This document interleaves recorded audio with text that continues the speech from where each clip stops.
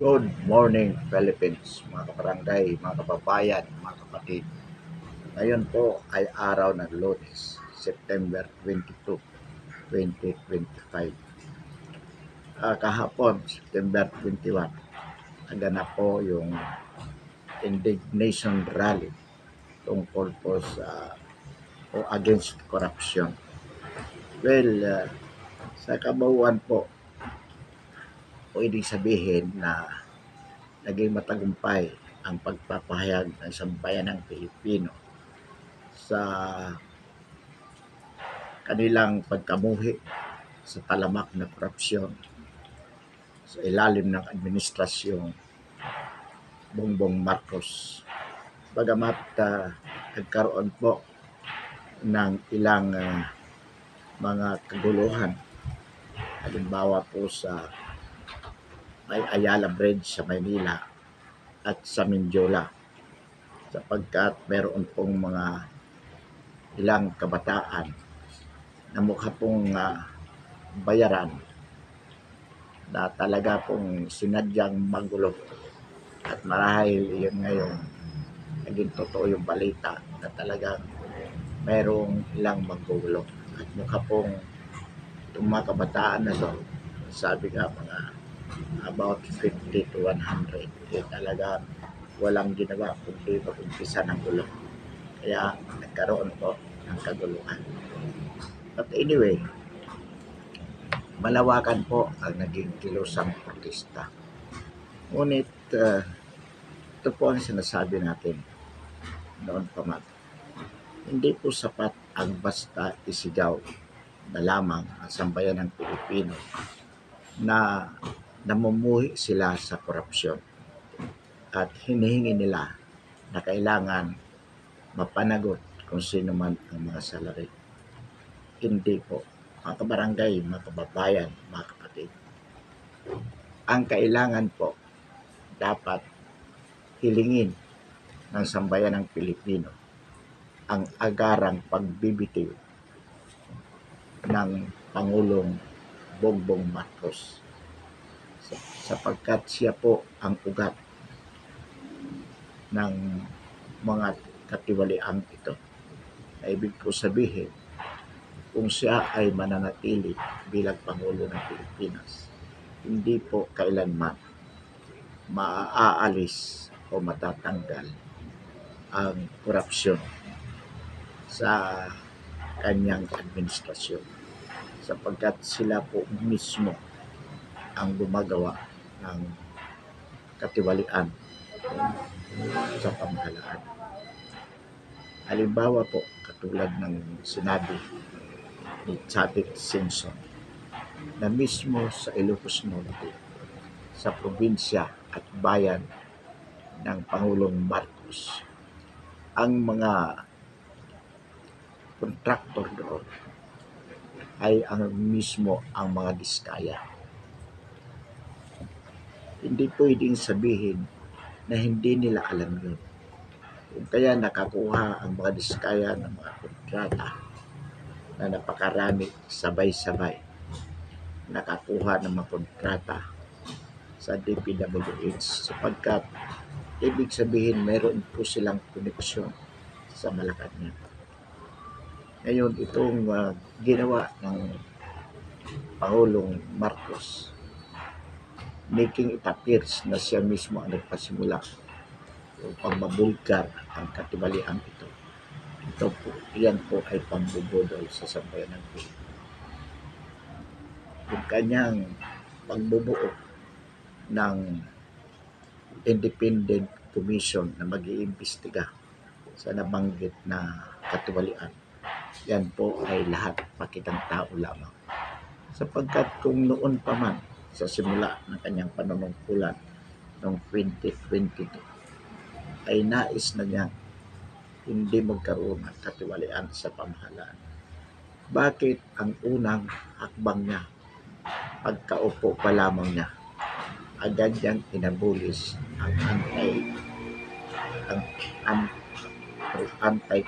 ang Presidential Anti-Crime Commission na nabuo noong panahon ng Pangulong Duterte.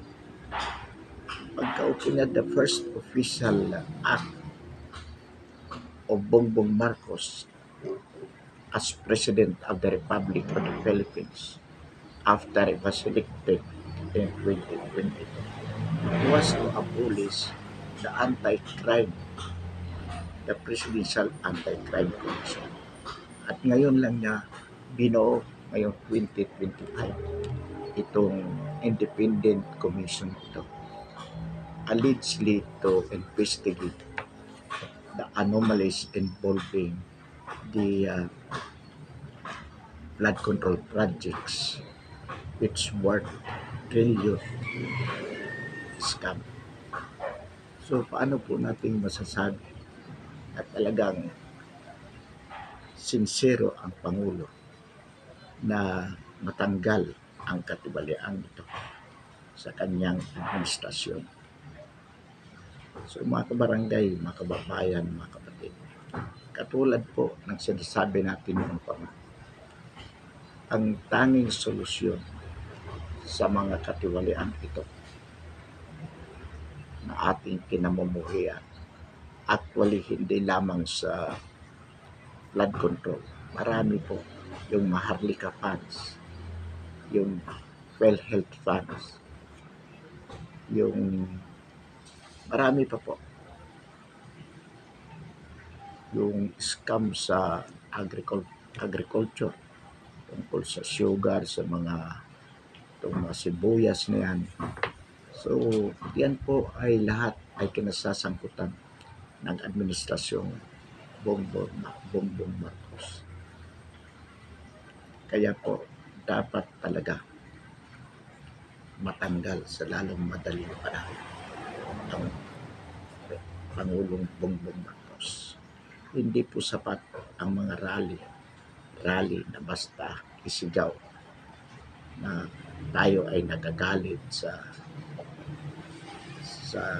korupsyon at dapat mayroong managot. Hindi po ang kailangan upang masigurado na talagang matigil ang katiwalian ito.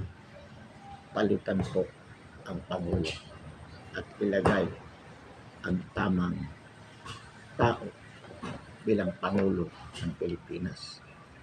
Napakalayo pa po ng 2028 upang hintayin.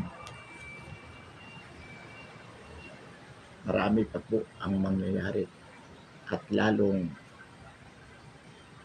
magiging malawakan pa po ang korupsyon sa ating pamahalaan. Mga kabarangay, mga kababayan, na nakakalungkot po na hanggang sa panahon ngayon, tila nagbibingi-bingihan ang sandatahang lakas ng Pilipinas at ang Philippine National Police under the guise of being loyal to the chain of command.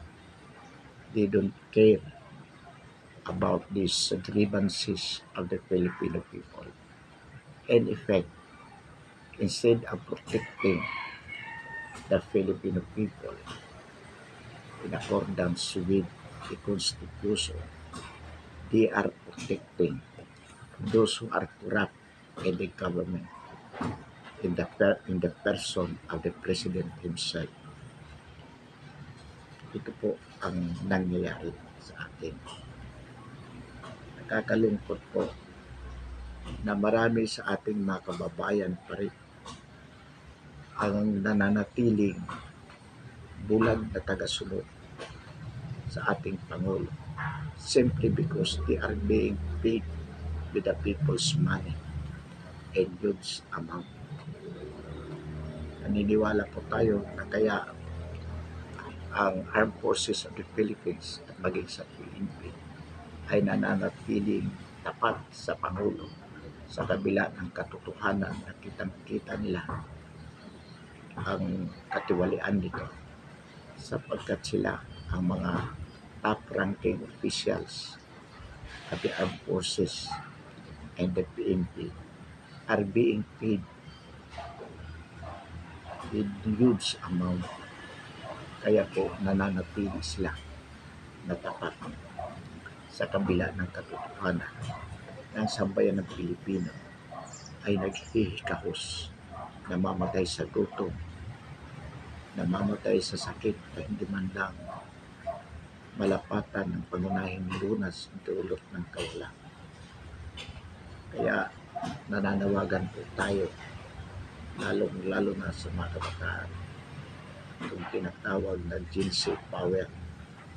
Kailangan pagpatuloy po ang kilos protesta at dapat sa mga kilos protesta na ito, dapat maliwanag ang ating objektibo. Ano ang objektibo dito? Ano ang layunin? Kaya tayo nagprotesta, naglulunsad ng people power to insurface upang mapatansin ang kasalukuyan ng Pangulo o hindi siya kusang magpipigil. Ito lamang po ang lunas o ang solusyon sa problema ng katiwalian sa ating pamahalaan.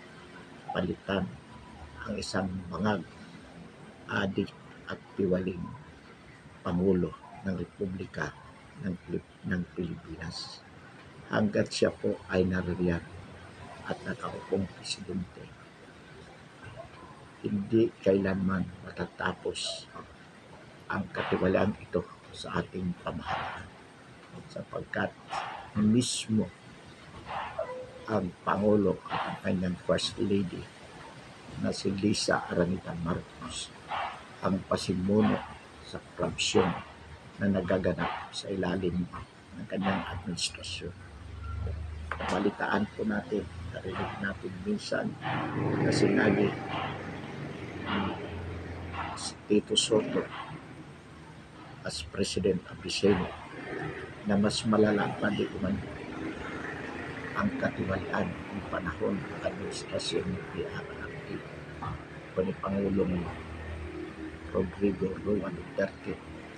Pagamat ngayon lamang ito na bulgar ng mga flood control scams. Ito daw ay nangyari ng panahon pa ng administrasyon ni PRRD at ngayon lamang na bulgar sapagkat ibinulgar mismo ng Pangulo.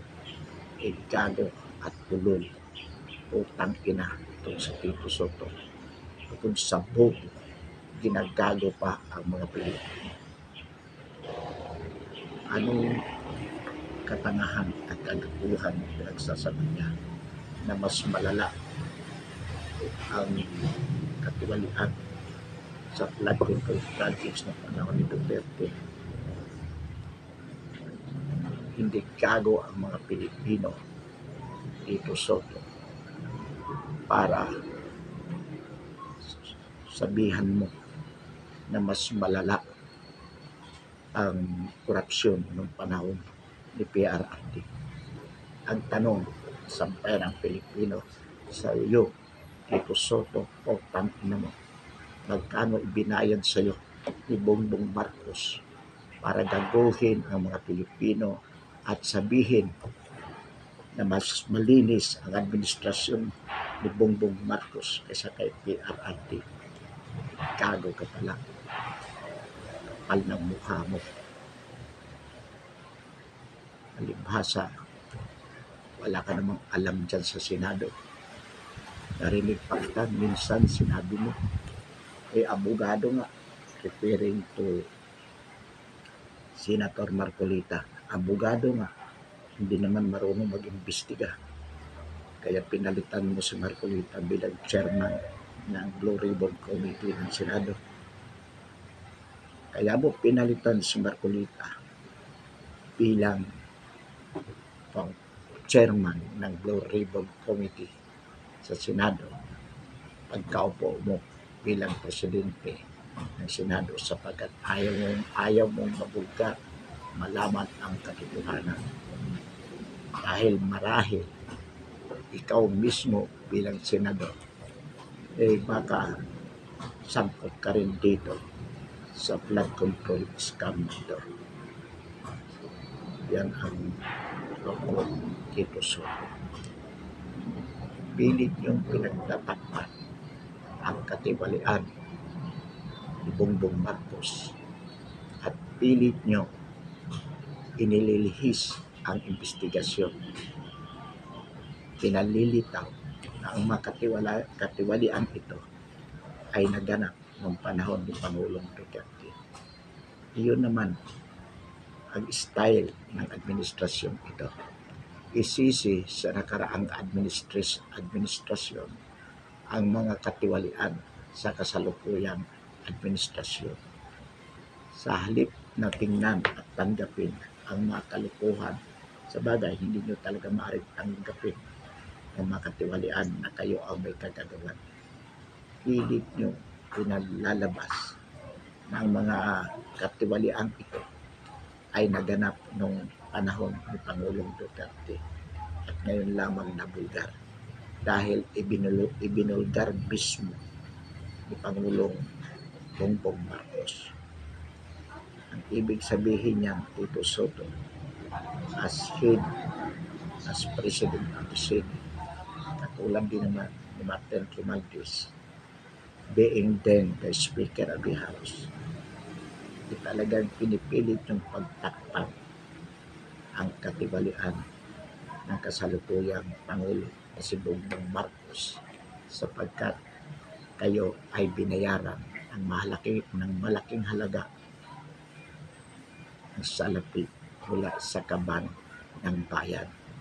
Yan lang ang pwedeng maging paliwanag sa pilit yung pagtatanggol kay PBBM. Nakakasuka ka, Tito Soto. Kitang-kita ang pagpumibol mo sa sambayan ng Pilipinas. Ang sino man nagtatanggol sa katiwalian ni Bongbong Marcos, ang ibig sabihin na ay kanyang kasabwat sa pagnanakaw ng kaban ng bayan ng sambayan ng Pilipino. Hindi man siya kasama sa mga nagnakaw, ibig sabihin niyan, siya ay nabayaran ng malaking halaga upang ipagtanggol niya ang kawalang hiyaan, ang pagiging magnanakaw ng kasalukuyang Pangulo ng Republika ng Pilipinas. Kaya ikaw, Tito Soto, gago ka, putang ina ka. Hintayin mo, ikaw ay natatanggal din bilang presidente ng Senado. Hindi ka magtatagal sapagkat kung tutusin, wala ka naman din talagang alam. Nagmamarunong ka lang. Gusto mong palabasin, mas marunong ka pa kay Senator Marcolita. Pero bobo lang ang maniniwala sa iyo. Tito Soto, gago ka eh. Itong mga congressman na pilit nagtatanggol kay PBBM, katulad ni Joel Chua ng Maynila, ni Jenky Luistro ng Batangas, ni Ace Barber ng Surigao, gago din yan. Kayo ang mga pangunahing kurang, mga kasabwat ni PBBM, kaya hindi lamang kayo puta, bagkus ay mga aso pa ni PBBM. Yan ang totoo. At iluluko nyo ang inyong mga constituents in particular at ang buong mamamayang Pilipino in general. Hindi nyo maluluko ang taong bayan. Sabi nga din ko, you can fool some of the people some of the time, but you cannot fool all the people all the time. Kaya kahit anong pagmamagaling nyo, kahit anong kasinungalingan na gagawin nyo, malalaman din yan ng sambayan ng Pilipino na kayo ay mga magnanakaw sa kaban ng bayan nakasabwat ang kasalukuyang Pangulo. Dapat sa inyo ay bitayin ng patiwarik o kayang parayin sa lunita. Nang sa gayon, hindi na kayo mamalisan kailanman sa darating na panahon. Mga kabarangay, mga kababayan, mga kapatid, inuulit po natin, hindi sapat ang isigaw natin na tayo ay namumuhi sa korupsyon. Ang dapat po isigaw natin ang Marcos resign. Sa lahat ng rally na gagawin pa ng sambayan ng Pilipino sa darating na panahon, dapat paliwanag ang objective.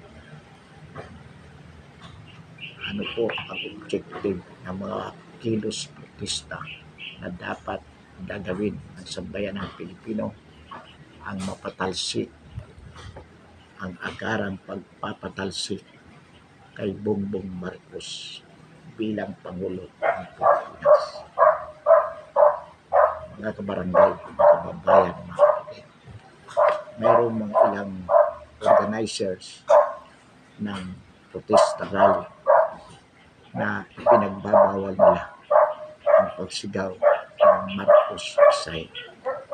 Sa ating pagkakaalam, isa na dito yung ako daw ito, Cory Aquino. Ito daw ay, kung hindi tayo nagkakamali, ito ay Kiko Aquino D.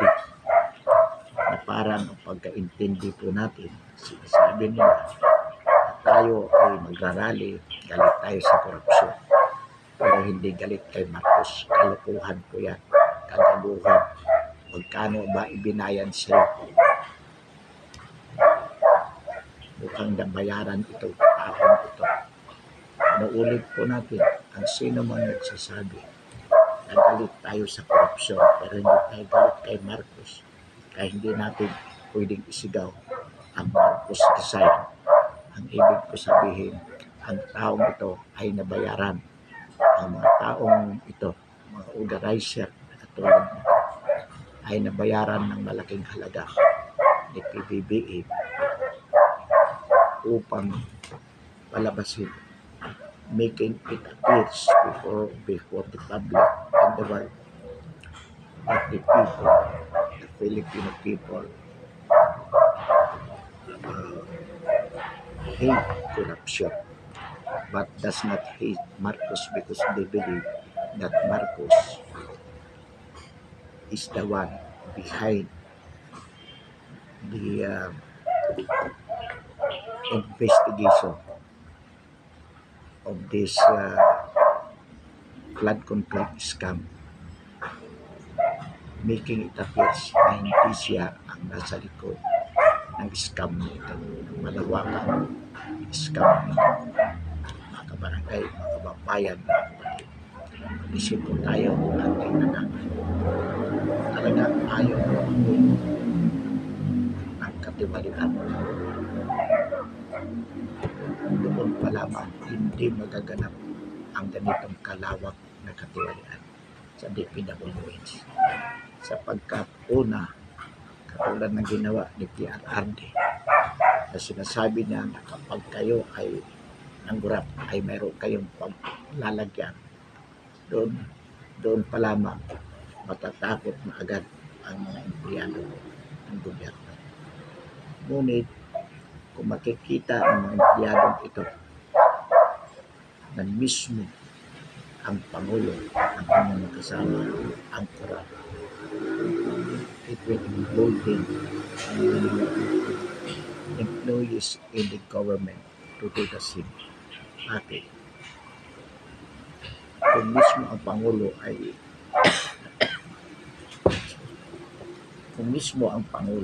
ang matataas na opisyal ng gobyerno ang nagpasimuno ng korupsyon, bakit nga naman sila matatakot na mangurap din? Kaya dito pa lang makikita na natin na talagang there is tolerance on the part of the President and the high officials in the government during his administration. Kaya talamak po ang korupsyon. So mga kabarangay, mga kababayan, mga kapatid, huwag po tayong pababula. Inuulit po uli natin na kung nais talaga natin lukasan ang korupsyon nito, this is the time to launch in secret. Ito ang tamang panahon upang ilusan ang people power, ang its secret, kasi ang magpapatalsik sa kasalukuyang Pangulo. Naniniwala po tayo, mga kabarangay, mga kababayan, mga kapatid, na ang mga matataas na opisyal ng Armed Forces of the Philippines at ng PNP ay naghihintay lamang ng tamang pagkakataon. Naghihintay lamang sila ng tamang pagkakataon para mag-withdraw ng kanilang suporta sa kanilang Commander-in-Chief sa katauhan ng Pangulong PBBM. Yan po, alam natin ay malapit na. Kailangan lamang makita nila na tuloy-tuloy ang pagkilos ng sambayan ng Pilipino at nakikita po nila na the majority of the Philippine people are united behind the cause of the demanding for the President to resign. At kung hindi kusang loob na magbibitiw ang Pangulo, dapat patalsikin ang Pangulo sa pamamagitan ng panibagong people power. Ang nangyari po kahapon September 21 ay maganda pong pangitain. Kahit paano nagpapakita ito na mayroon ng national indignation on the part of the Filipino people to express their hate on corruption. Ang kailangan na lamang ay ang unity of purpose in terms of demanding for the President to resign. Pag lahat ng majority of the Filipino people nationwide express the desire for the President to resign, at pag nakita po yan ng mga top officials ng Armed Forces of the Philippines at ng PNP, sila po ay magwi-withdraw, magdideklara ng kanilang withdrawal of support from the Commander-in-Chief. At yun na po ang panahon na mapipilitan na bumaba sa Malacanang si Bongbong Marcos, katulad ng nangyari noong 1986 kung saan ang kanyang ama sa katauhan ni Ferdinand Marcos Sr. at noong 2001 sa katauhan ni President Joseph Estrada